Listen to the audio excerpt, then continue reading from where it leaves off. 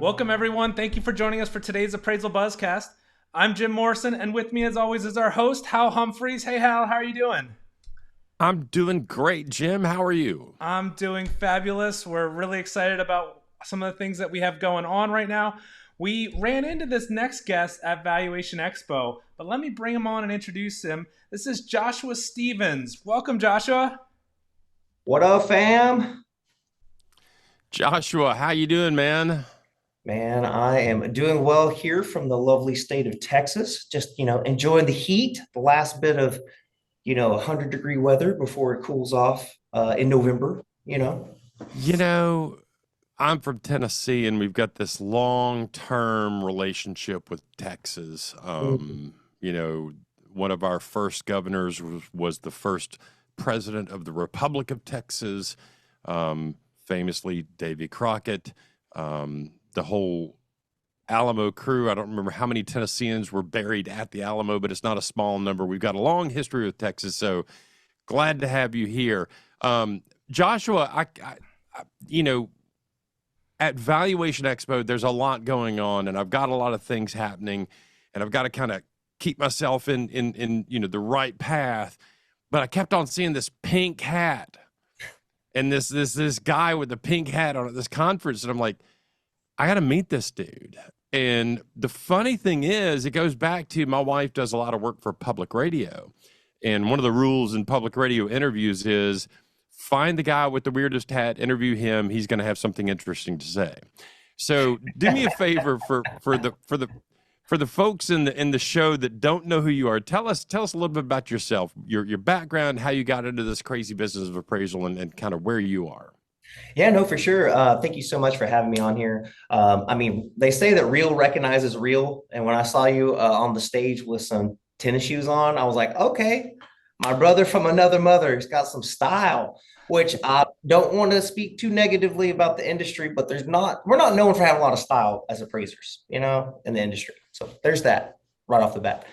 As you said, my name is Joshua. I started in mortgage lending almost 20 some odd years ago. I started with a credit union. I worked through various different types of credit unions, all community, Dallas-based teacher credit unions. I went to work at Southwest Airlines and their credit union there for a while. I had a variety of different back office lending. I did auto loans. And then I got into mortgage during 2008.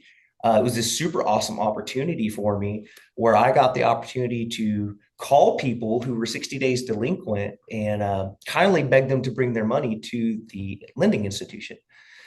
And so I did that. I moonlighted in that. And I realized that, carrying a baseball bat around and threatening people's kneecaps was not the job for me. Pretty much that was just not for me. So I went the sales route, and did sales with Fortune 500 companies, ran sales teams, really focused on business development. And then a number of years ago, which probably like every person I've spoken to the industry, what they say is I just kind of fell into it, like it just kind of knocked on my door one day. This beacon of light that sometimes I regret taking, got teasing, but it showed up. And so I've really only been in the appraisal side relatively pretty new. I mean, about 4.5 years now, or coming up on 5 years. Okay. Yeah. All right. Well, let me ask you this. How did you, so you're, it's not just you doing appraisals. You've got a team of people that you work with. Yeah. So, I'm with WP Appraisers. The short and skinny of it is partners approach myself. There's two guys and myself. We were not on a winning streak in life. We actually all met each other in recovery. We were there for various different reasons. And, we were working 60, 80-hour work weeks. We weren't being able to be planted with our families. We weren't in our communities. Definitely not able to really, help spiritual formation of others, let alone ourselves. And so we were just really drained. Both partners, very confusing. Their names are Chris. Chris Green is an appraiser over decades of experience. Somehow he broke out of Iowa and was able to land in Texas.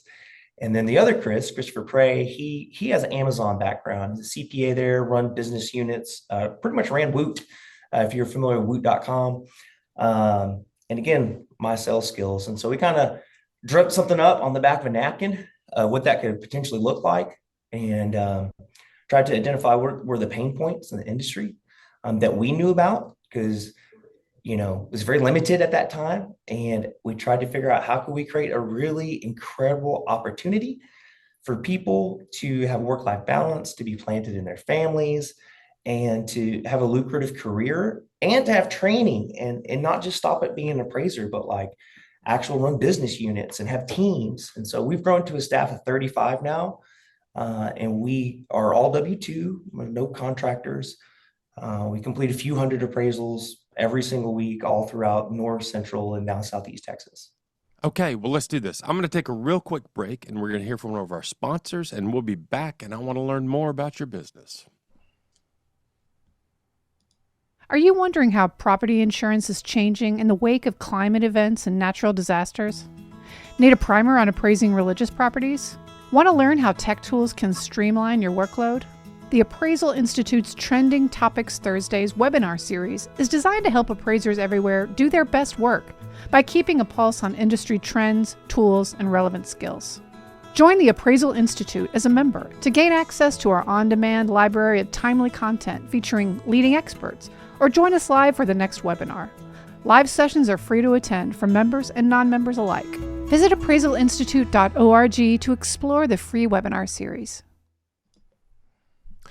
Welcome back, everybody. I'm Hal Humphreys, your host. You're listening to the Appraisal Buzzcast. I've got Joshua Stevens with WP Appraisers. What in my phone is listed as the guy with the pink hat. Joshua, thank you for the introduction and letting some folks know a little bit about your history. I want to talk about your model because it's an interesting model to me. I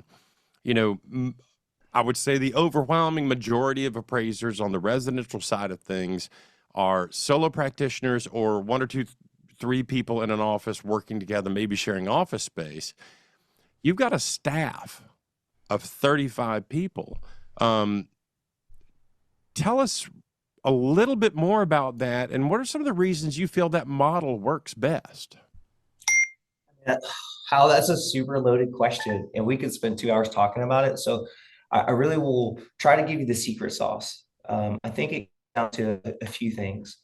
One is that the life of many appraisers is a lonely life and can be very much of a lone wolf mentality. You're out there on your own.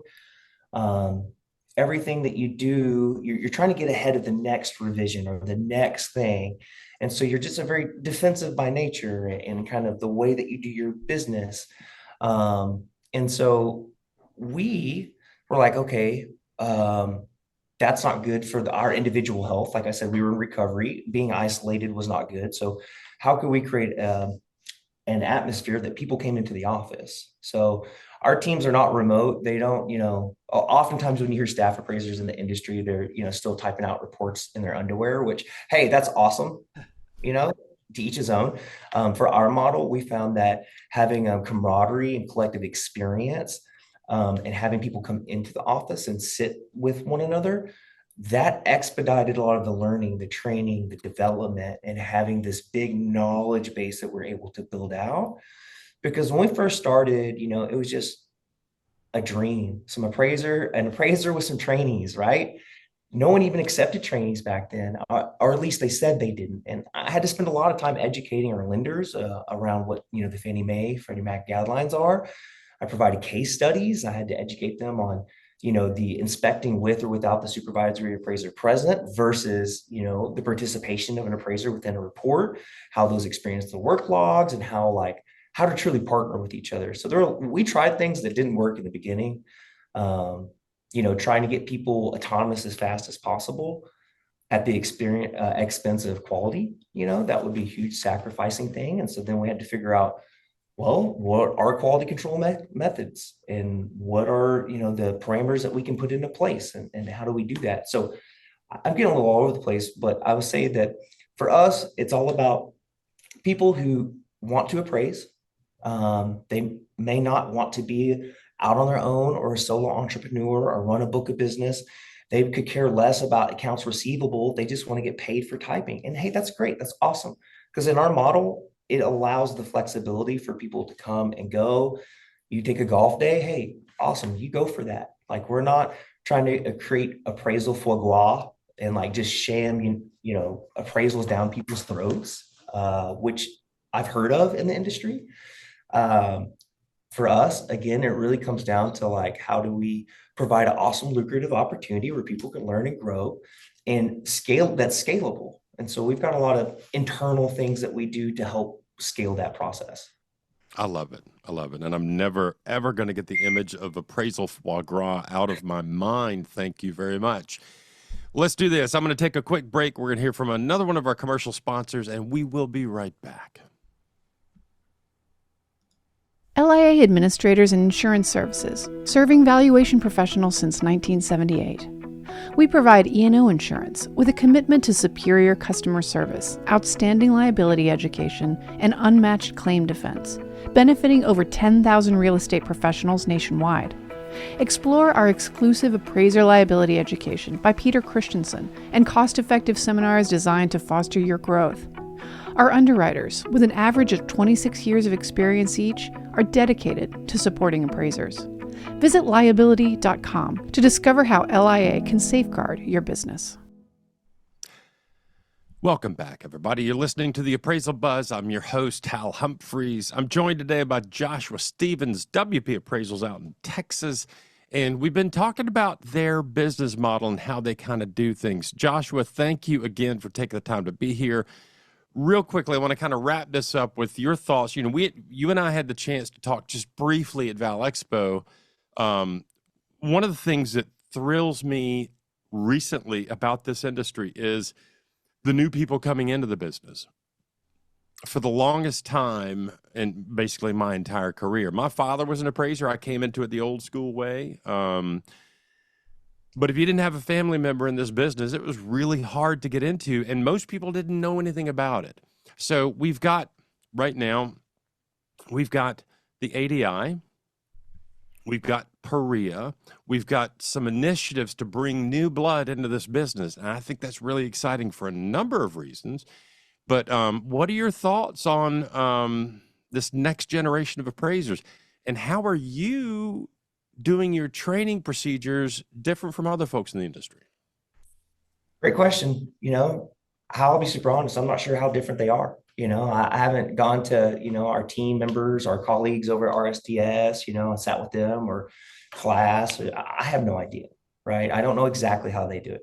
I know for us, it's a bag of experience on site, like on, hands doing the job and getting the reps in, right? We did create our own online training platform, which definitely helps with some of the fundamentals, but that doesn't help when, you show up to a 40-acre manufactured home with a, indoor pool. You're like, okay, what do you do now?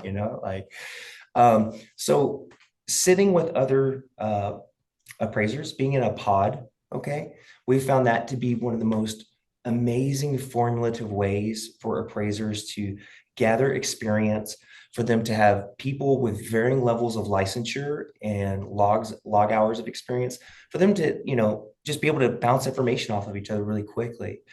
When you have a team like ours spread over 3, different offices in major cities, you also like one of the things I hate is when people will be like, oh, we have 8,000 years of collective experience. It's like, well, that doesn't necessarily help you necessarily. It sounds awesome. It's a good sales thing, but what really helps is when you're in the trenches and there's someone right there in the office and you have a question, or, you have a Slack or like a Microsoft Teams, a channel. I know a lot of our people out there that do staff appraisers, you will have some type of team environment chat so you can get some information quickly.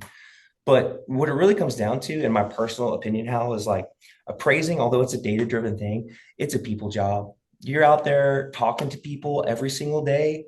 You're out there some little old lady's like, I just replaced the lights. You're like, oh, they're beautiful lights. I love them. Do you have the receipts for the lights, please? All while knowing that's not going to impact the value, right? But you're doing a public service and trying to help the lenders. People are all trying to achieve the American dream. It's further and further out attainable for a lot of people. And so we need to do a credible, defensible report, which means sometimes spending way too much time trying to get that sucker across the finish line in a creative way while still not risking a license. you know? Yeah. And for me, and I've made this joke so many times, it's probably just like dead as a doornail at this point, but I worked by myself as an appraiser for years. And what happens is you sit in your home office, you think about a thing, you agree with yourself, and you send it out the door. And having someone to bounce ideas off of, having someone to ask questions, even just checking your logic is incredibly helpful. And the mouth to ear learning process is, look, I think Perea is a great idea. I think it's a really good way to open the door to people to get into the business without a mentor.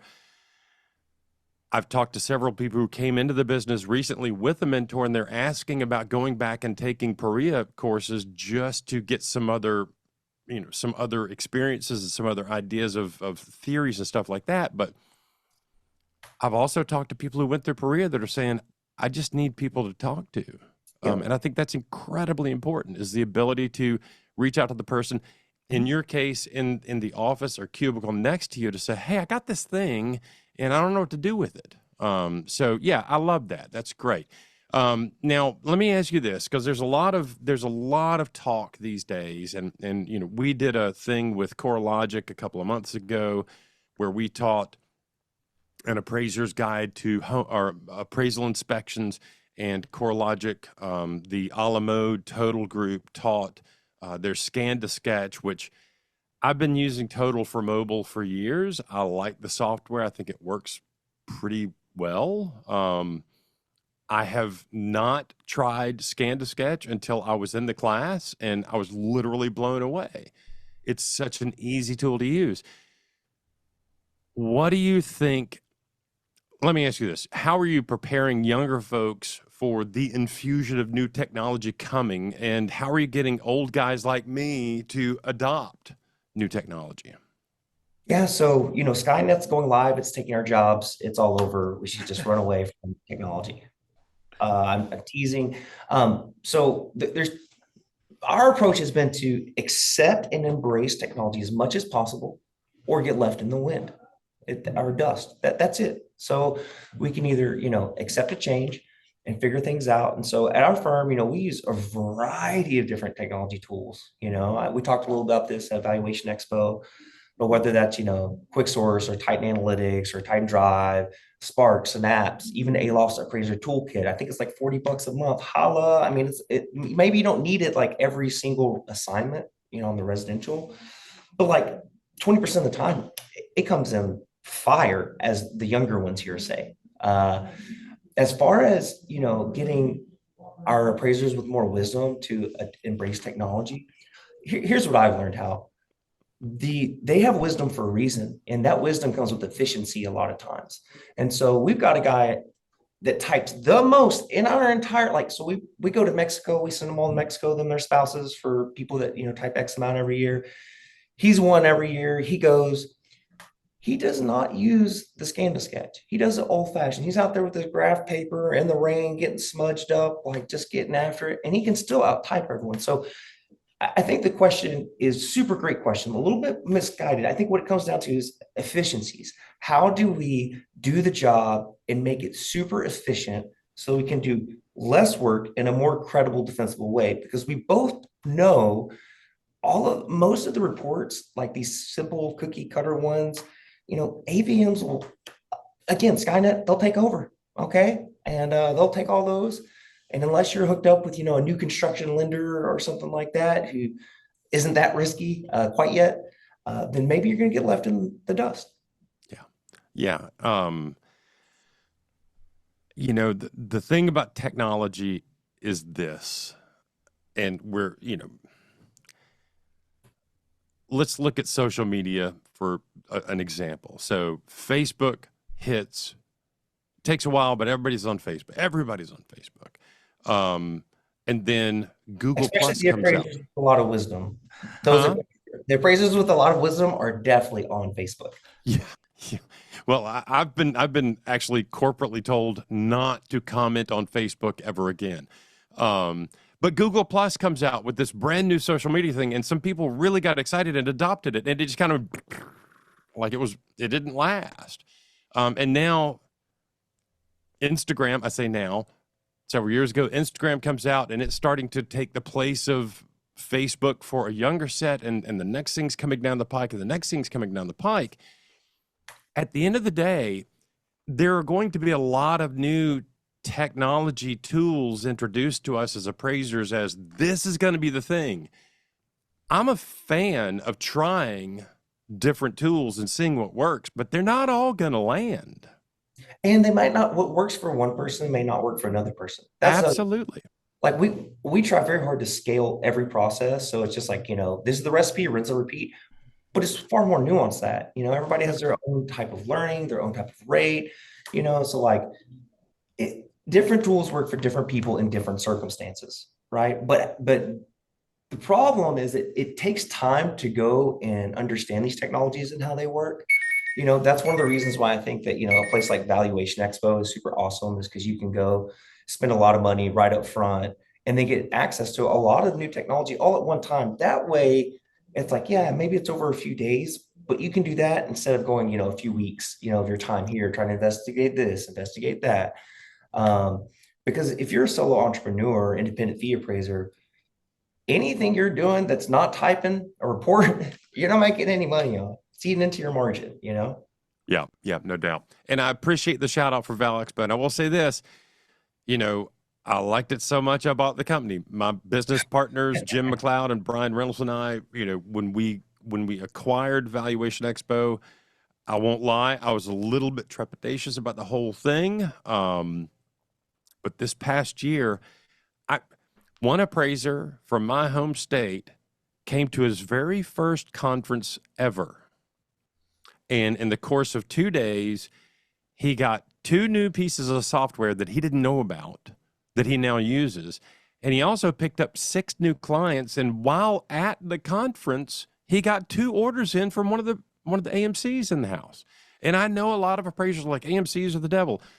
At the end of the day, there are people that use AMCs as part of their business process, as how they do business. Maybe it's not the entirety of their book of business, but they use AMCs that treat appraisers well to keep the cash flow going.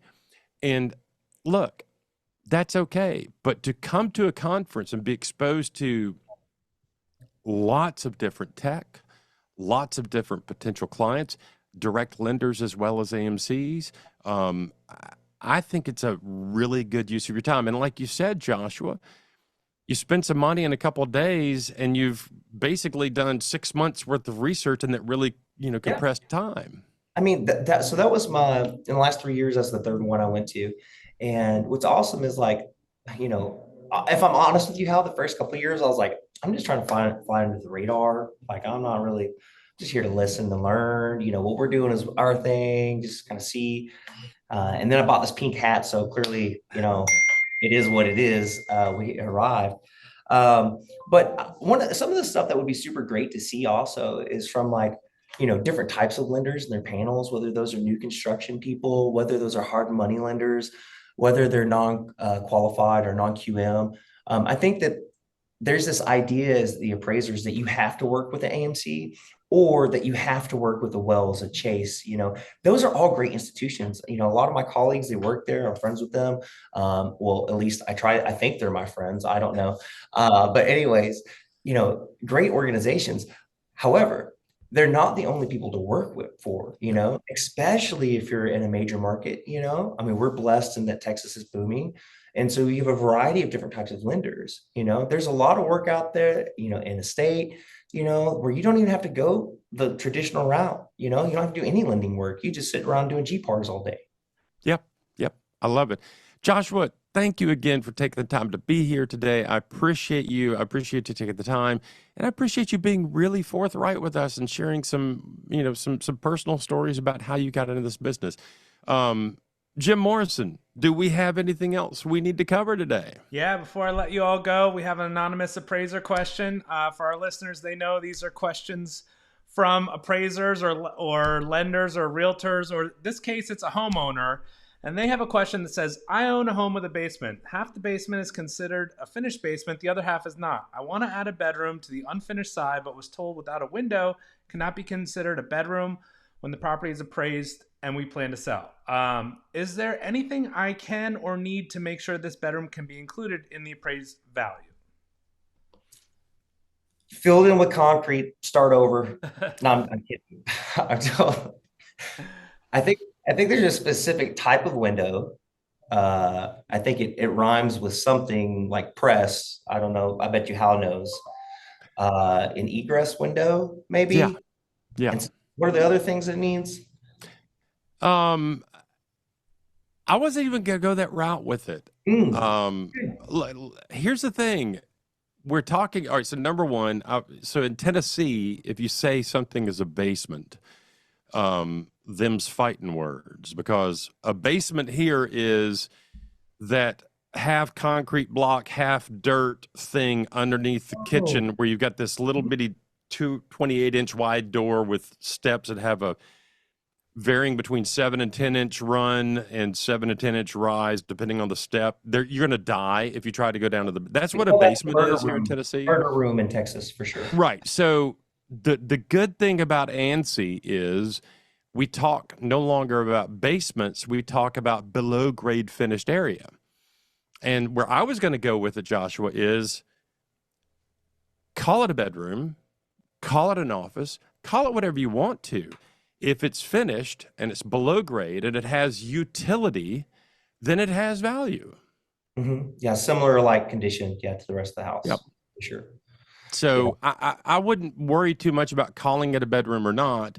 I would just say it's below grade finished square footage and kind of move on. That's what I would do as an appraiser. Now, if somebody, I might not call it a bedroom, is what I'm saying, but that doesn't mean it doesn't have an equivalent value to other square footage in the home. Does that track with you there, Joshua? It does track with me. I think, there's always nuance, because then it's like, well, what do comparables show? What do they say? How are those labeled? Now, but yes, again, face value, I'm going to go with that. Hal, you've got a lot more experience than me, and I'll take the L on this and say you're the winner on. Well, I think we're both winners. And look, if you can get a window, like if the basement is so far below grade that you can't get a window into it, then maybe FHA is not going to consider it a bedroom. But that doesn't mean it doesn't have any value. For sure. So, and even then, can you escape from the bedroom window if it, anyways. So yeah. Very good. All right, Jim, did we muddle that up enough? I think so, but we definitely appreciate your insight. If anybody has any other questions for our experts, reach out to comments@appraisalbuzz.com or put some comments below. Before I go, I want to make sure that people keep nominating people for our 2025 Buzzy Awards. Nominations end at the end of this month. We'll put up the link to do it, but it's appraisalbuzz.wufoo.com/forms/2025 Buzzy Awards. Anything else from you, Jim? That's it. Well, in that case, for Jim Morrison and Joshua Stevens, I'm Hal Humphreys, and that is your Appraisal Buzzcast for this week.